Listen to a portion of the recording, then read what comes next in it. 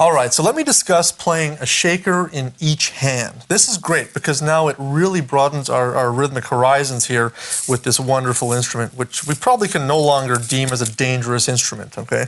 Because we now know how to play it in time, correct? Good.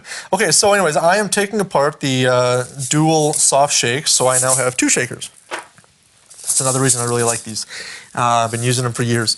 So what I like to do with these guys is, first of all, practice the basic pattern, the basic 16th note pattern with each hand.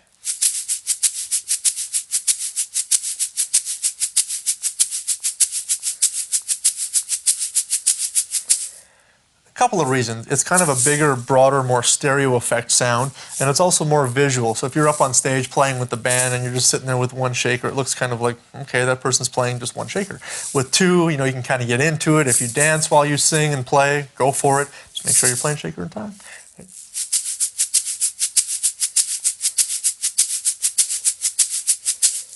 So that would be your first step, I would say.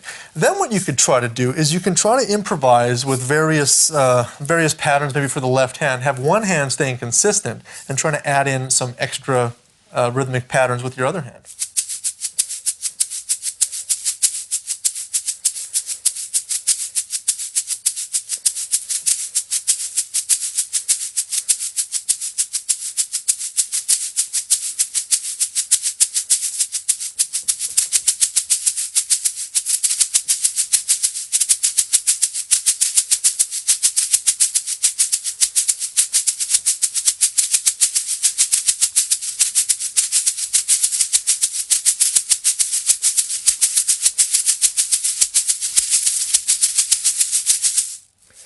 Meanwhile, I'm really trying to keep the right hand steady to really keep that pulse going. It's almost like he's comping or adding some additional nice rhythms with the left. But the thing is try to keep it musical. The last thing you want it to do is just sound checka, checka, checka, checka, checka, checka throughout the whole song. It should sound nice and it should sound human-like. The last thing you want to do is have a shaker sound that sounds like a machine, because you want to add that human element. And by getting those little lilts in there and sort of having those accents, it really gives it that nice human feel. So whenever I'm recording an album, I try to play shaker if they want shaker on it, as opposed to them using like a MIDI track or something like that. So it just feels better. It's more organic sound. So that's a big one. One thing I'll show you that I like to do when I first learned how to play shakers was with the eggs, and the eggs were great because, once again, these two eggs, they're two different shape, so they sound a little different. Listen to this.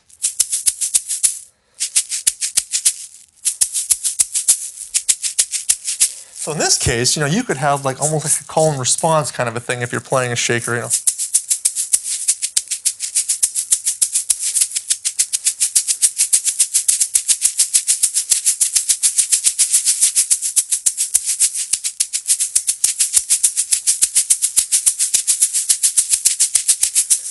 One thing that I really liked doing was actually putting the shaker entirely in my hand and muffling the shaker a bit.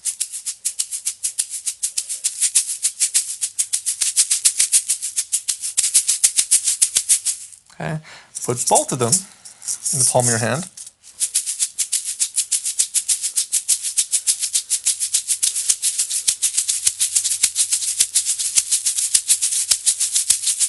If I open my hand, it opens the sound.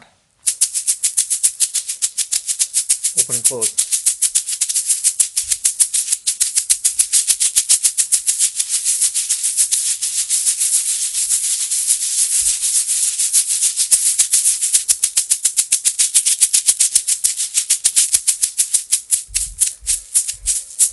So just like when you're playing drums with the sticks and you're playing single stroke rolls or double stroke rolls or any rudiments, you got to keep them even. So if anything, even if your rhythms are changing from hand to hand, the consistency of the timing has to stay even, guys. So very, very important. So experiment. Go grab a couple of really inexpensive little shakers and start shaking away.